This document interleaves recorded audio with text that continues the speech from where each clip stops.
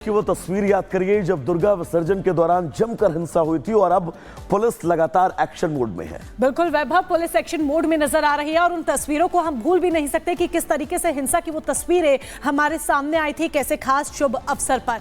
अब इसमें मुख्य आरोपी को गिरफ्तार कर लिया गया है तो उधर दूसरी तरफ कई आरोपियों पर इनाम भी घोषित किया गया है।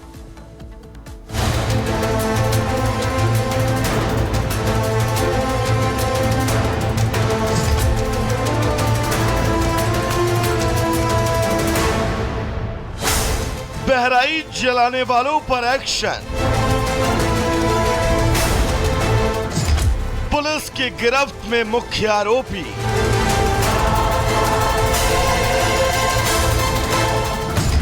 कई आरोपियों पर इनाम घोषित।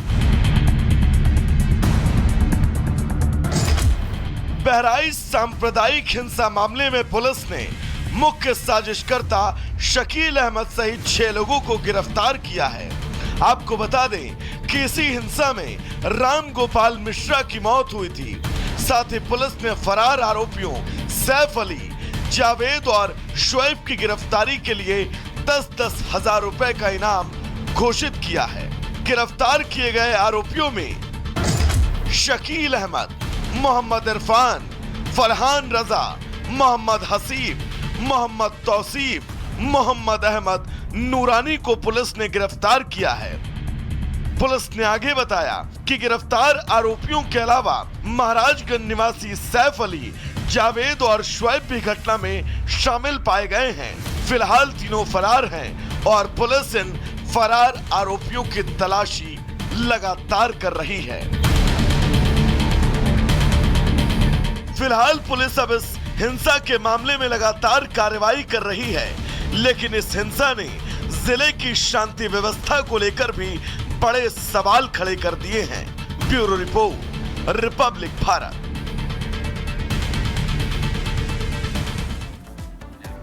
और चलिए अब आगे बढ़ते हैं, बात बांग्लादेश की करते हैं, जहां पर एक बार फिर से तस्वीर कुछ ऐसी है कि जगह जगह विरोध प्रदर्शन देखने को मिल रहा है और शेख हसीना की पार्टी के कार्यकर्ता सड़कों पर उतर आए हैं। लेकिन मोनिका, सबसे अहम ये है कि ट्रंप समर्थक जो लगातार ट्रंप के जीतने पर खुशी मना रहे थे, उन पर भी लाठियां भांजी गई हैं और यही वजह है कि अब ये भी लग रहा है कि क्या बांग्लादेश के अंदर सियासी समीकरण वाकई बदलने वाले हैं। रिपोर्ट आपको दिखाते हैं।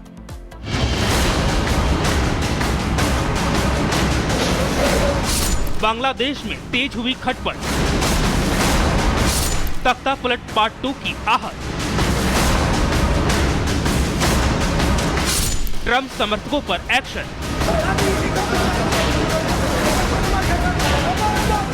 यूनुस पर निकलेगा रिएक्शन।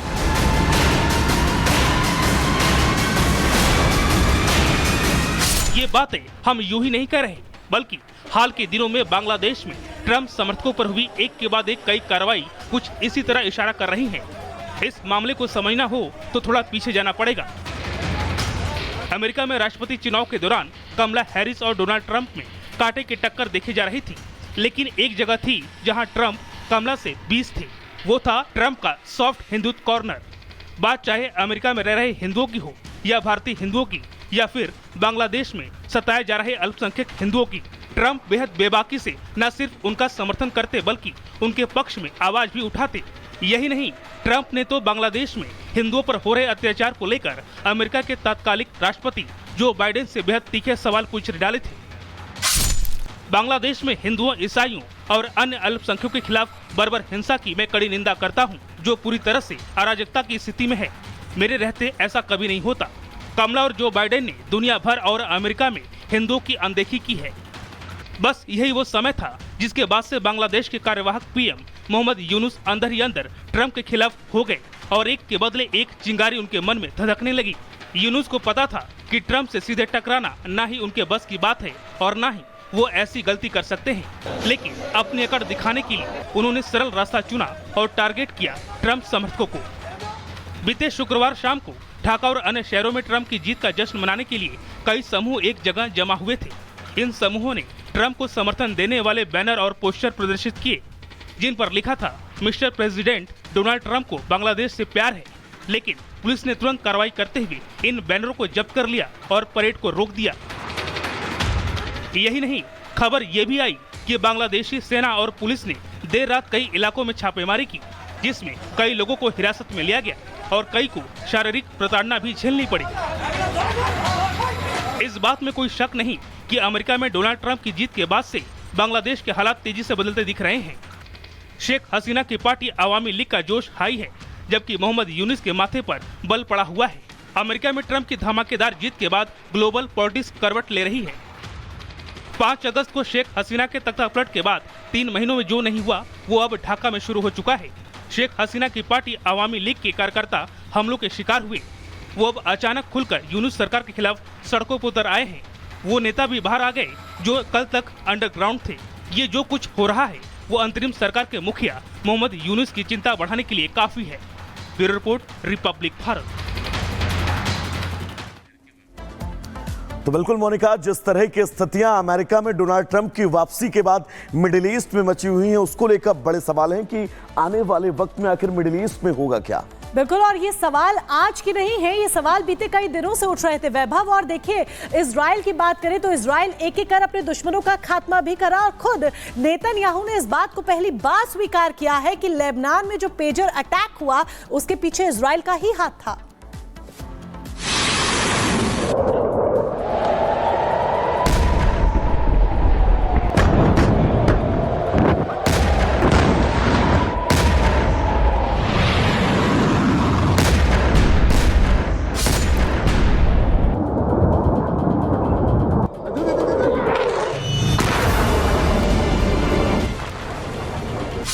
मिडिल ईस्ट में बढ़ी टेंशन।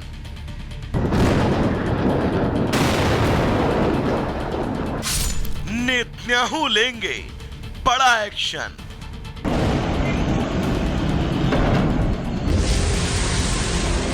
अमेरिका का मिला साथ। ईरान से होंगे दो हाथ। इजराइल के प्रधानमंत्री बेंजामिन नेतन्याहू ने आखिरकार घटना के 55 दिनों के बाद स्वीकार कर लिया कि उन्होंने लेबनान में हुए पेजर हमलों को मंजूरी दी थी, जिनमें लगभग 40 लोग मारे गए और ईरान के समर्थन वाले 3000 हिजबुल्लाह के सदस्य घायल हुए। नेतन्याहू ने इस बात की पुष्टि की है कि उन्होंने लेबनान में पेजर ऑपरेशन को हरी झंडी दी।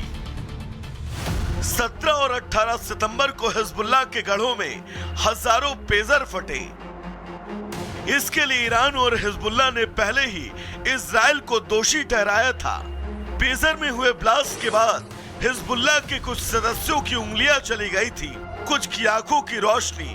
करीब 40 लोग मारे गए, हजारों की संख्या में लोग घायल हुए थे। तब हिजबुल्लाह ने पेजर में हुए विस्फोट को अपने संचार नेटवर्क में इजरायली सेंध बताया और ईरान और हिजबुल्लाह के लड़ाकों ने हमले का बदला लेने की कसम खाई थी। लेकिन हिजबुल्लाह का मंसूबा कभी पूरा न हो सका। उस दिन से आज तक दोनों के बीच जारी जंग में हर जगह इजराइल पीस साबित हो रहा है।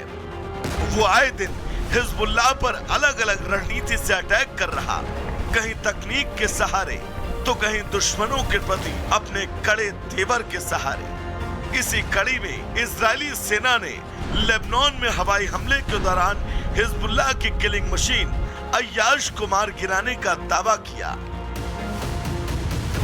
अय्याश बेहद खूंखार किस्म का आतंकी था। अमेरिका को भी इसकी लंबे समय से तलाश थी। अय्याश हिजबुल्लाह के 151 का वरिष्ठ सदस्य था। अमेरिकी विदेश विभाग के मुताबिक अय्याश के सर पर वाशिंगटन ने $10 मिलियन का इनाम रखा था। 2020 में अय्याश को बेरूत में एक आत्मघाती बम विस्फोट में पूर्व लेबनानी प्रधानमंत्री रफीक हरीरी की हत्या के लिए संयुक्त राष्ट्र समर्थित न्यायाधिकरण आजीवन कारावास की सजा सुना चुका है।